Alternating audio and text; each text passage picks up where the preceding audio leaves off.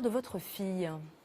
Oui, je crois que, en tous les cas là, elle entame une campagne électorale présidentielle d'une façon assez brillante, par une grande manifestation populaire, au cours de laquelle elle a prononcé un discours qui ne m'a pas étonné, puisque on peut dire, si j'ose dire, qu'il est jean-mariste, comme le sont généralement d'ailleurs les discours de Marine Le Pen, sur les thèmes qui sont ceux que nous avons popularisés pendant des décennies. Par conséquent, je suis heureux pour la France qui est un candidat capable de défendre ces idées-là, même si nous avons des problèmes, des avatars qui font partie de l'aventure de la vie. Oui, mais on sent tout de même une certaine forme de reniement de sa part, puisqu'il n'y a plus le logo du Front National qui apparaît sur les affiches officielles. L'oriflamme a disparu également, et même parfois votre nom, Le Pen. Oui, c'est difficile de s'en débarrasser quand même, mais il ne faut pas confondre. Le programme du Front National, il est élaboré par les congrès. Et il comporte en effet la flamme, le nom, etc. Madame Le Pen fait actuellement une campagne présidentielle, avec comme objectif le premier tour, bien sûr, mais aussi le deuxième tour, c'est-à-dire l'aptitude à dépasser 50% des suffrages. Alors, est-ce qu'elle fera mieux que vous? Déjà, au premier tour, c'est presque présente... garanti. Au premier tour, voilà, on sait a priori qu'elle sera là. Elle Maintenant, il faut gagner le deuxième. Est-ce qu'elle est en capacité de le faire? Elle est présidente du Front National. Elle s'appelle Marine Le Pen. Elle n'a donc pas besoin d'insister sur ces points-là. En revanche, elle doit convaincre les gens qu'elle est capable de voir au-delà de ces vues partisanes et capable de rassembler une majorité de Français sur un programme de redressement de notre pays qui est absolument indispensable car il est très menacé. Mais le ménage qu'elle a fait concernant justement son origine, sa filiation avec vous, en tout cas sur le parti, cela ne vous heurte pas? Non, mais écoutez, les faits sont là, qui parlent pour eux, n'est-ce pas? Les gens savent qui est Marine Le Pen, qui est Jean-Marie Le Pen, quelles sont leurs idées communes, et par conséquent... Donc terminer la petite guéguerre, alors pourquoi vous proposez des candidats pour les législatives? Voilà. C'est qu'il y a d'une part l'élection présidentielle. Pourquoi vous continuez de l'embêter? Les élections législatives. Aux élections législatives, le comité Jeanne au secours se propose de rassembler la colonie nationale, l'ensemble national, et dont le Front National fait partie, dont il est d'ailleurs la colonne vertébrale, mais qui n'est pas complètement l'espace national. Et je crois que le comité Jeanne a son utilité et donnera son label aux candidats qui le solliciteront, bien évidemment, et ce label posera un certain nombre de conditions à ces candidats. Eh bien, ça peut parfaitement être des gens du Front ça résonne National, tout de même pour le grand public. Pour le grand public, ça résonne quand même comme une division.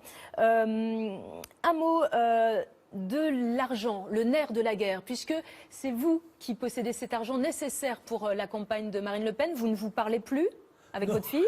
Comment ça va se passer là? C'est un peu compliqué. J'espère qu'elle a d'autres contributeurs que Cotelec, vous n'allez pas qui est l'organisation du Front National, enfin parallèle au Front National, et qui généralement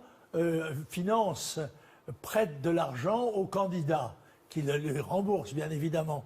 Alors il n'y a pas de raison de le refuser aux candidats du Front National qui remplissent les conditions posées par Cotelec. Il n'y a rien là d'étonnant. D'accord, donc vous lui donnerez l'argent qu'elle réclamera, qu'elle vous réclamera? Comment? Vous lui donnerez cet argent facilement, donc. Écoutez, là. Je lui donnerai. Le président de Cotelec que je suis obéira aux règles de son organisation. Ce que je sens tout de même depuis le début de cet entretien, c'est quand même un apaisement en direction de votre fille. C'est terminé la guéguerre. Écoutez, je ne sais pas s'il y a guéguerre. Si. J'ai été, vous avez eu des mots forts en direction de M. Philippot encore il y a peu de temps. Je pense que j'ai été victime d'une manœuvre que je trouve injuste, qui est à la fois, comme je l'ai déjà dit, une mauvaise affaire et une mauvaise action, mais cela fait partie de la bataille politique et de ses risques. Je ne perds mais pas tout de même, vue cette exclusion, elle vous a exclu du parti. Oui, non, elle m'a... Mais vous ne l'avez pas exclu de votre cœur, manifestement. Ceci n'a pas beaucoup d'importance et c'est un sacrifice que je suis proche d'ajouter à ceux que j'ai déjà consentis au cours de ma vie politique. Ce qui est important, c'est le destin de la France. C'est le fait que la France est menacée, on peut dire, de mort. Parce que si nous ne maîtrisons pas les conséquences de la révolution démographique et du déferlement démographique qui se produit du tiers-monde vers l'Europe, nous serons submergés. Et c'est la raison pour laquelle aucune question n'est plus importante que la question de la migration. Et pour ma part, tout cela ce qui est du programme de la remigration. Tout cela passe avant donc l'exclusion qui a été la vôtre, le parti que vous avez créé. On sent bien, donc là, c'est une main tendue que vous, en direction de votre fille. La paix, ça y est, on peut parler de paix? J'ai toujours proposé la paix, je la crois nécessaire. Et je pense que le bon sens amènera les dirigeants du Front National, en particulier en ce qui concerne les élections législatives, où je rappelle qu'il faut avoir 12,5% des inscrits pour pouvoir se présenter au deuxième tour, vont faire leurs calculs et se rendre compte qu'il est absolument nécessaire de faire l'union de tous les nationaux, y compris avec Jean-Marie Le Pen. On a bien compris ce message d'union, ancienne et nouvelle génération. Merci, Monsieur Le Pen, d'avoir accepté notre invitation. C'est moi qui... Marine Le Pen a rassemblé près de 5000 personnes cet après-midi à Fréjus pour un discours aux accents gaulliens, où le thème d'une France libre a été largement développé. Le moment est venu de remettre la France libre, au cœur de tous les arbitrages et de tous les choix, au cœur du monde. Le moment est venu de remettre la France libre, égale et souveraine, parmi les autres nations, elle-même libre, égale et souveraine.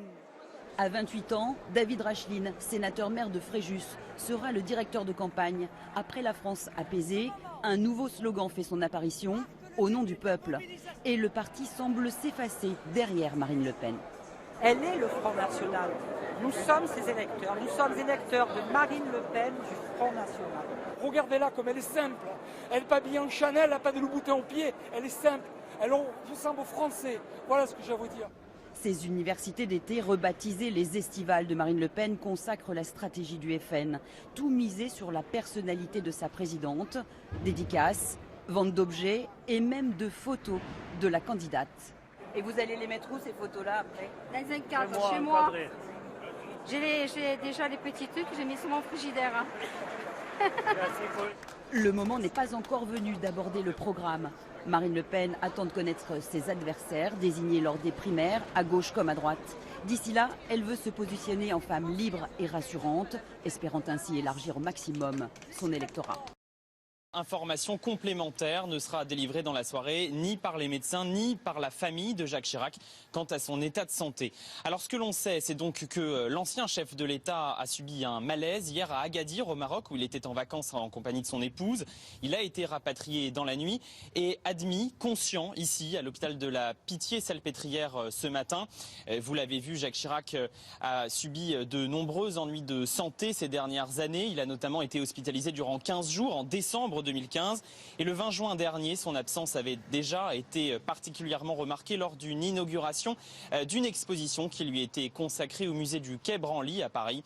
Selon Frédéric Salabarou, son gendre qui était secrétaire général de l'Élysée de 2005 à 2007, Jacques Chirac devrait rester hospitalisé ici durant plusieurs jours. Des médecins que Jacques Chirac a été admis tôt ce matin, ici à l'hôpital de la Pitié-Salpêtrière. Dans la nuit, l'ancien président de la République a été rapatrié du Maroc. Il était en vacances en famille à Agadir depuis quelques semaines. C'est pour traiter une infection pulmonaire qui pourrait se transformer en embolie que Jacques Chirac est rentré plus tôt de voyage. Devant l'hôpital aujourd'hui, les attentions pour celui qui a quitté l'Élysée en mai 2007 sont nombreuses. C'est un grand monsieur. Je ne suis pas spécialement de droite, mais ça n'a rien à voir. Je trouve que c'est un monsieur cultivé, intelligent, qui donnait de l'espoir à la France. Jacques Chirac aura 84 ans en novembre prochain. Mais depuis quelques années déjà, ses apparitions se font rares. La dernière remonte à novembre 2014. L'ancien président participe ici, aux côtés de François Hollande, à une cérémonie officielle. Il entre dans la salle appuyé sur l'épaule de son garde du corps, sous les applaudissements. Réputé pour avoir une santé de fer, Jacques Chirac a connu quelques alertes. En 2005 déjà, alors qu'il tenait encore les rênes du pouvoir, il était pris en charge en urgence pour un AVC. Une fois à la retraite, Jacques Chirac est hospitalisé à de nombreuses reprises et souffre de troubles de la mémoire. Il y a 10 mois encore, en décembre 2015, il était soigné pendant 2 semaines pour affaiblissement.